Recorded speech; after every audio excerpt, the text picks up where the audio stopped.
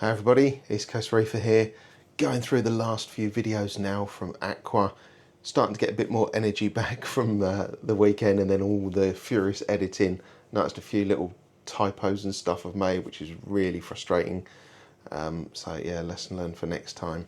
But more importantly, on to the next things. So this video is highlighting a couple of the tanks that really stood out for me on the show, which were the Neptunian cube tanks. Now, much like the NIOS tank, I really like the clean aesthetic on the back where there's no weir box intruding into the tank.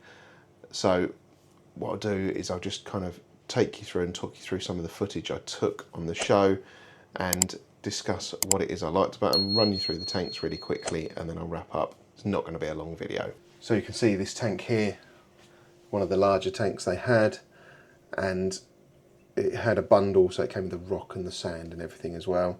And then you can see in the sump the ATO and the sump with all of its different sections for roller mats and things like that. And you can see the tubing going up there. Now that tubing connects into an actual false bottom in the tank, which then connects to that back piece, which is how they can fit it all in so cleanly. But when you look at this tank from the side and you look at that weir box, that is just something else. It's so slick and so clean. I really like the look of this. I have some concerns about how they might get clogged up, but I've never heard of anyone raising problems with it. It's just a thought that comes to mind. And this is a slightly smaller version of the same tank. And again, that really narrow weir box at the back just really sets it apart. And much the same as the bigger tank, it has all of the same items underneath with the sump, with it, all the different sections in it, and the ATO. I think that's a fairly standard thing there. But yeah, these tanks looked really, really nice. So that was the Neptunian cube tanks. Like I say, really on the short list for me. Once I've moved house, which should be soon, maybe a couple of weeks to settle in the new house, and then it's time to start looking for new tanks, which is the real exciting part. Not sure what I'm going to go for. I mean, Red Sea is obviously quite high on that list.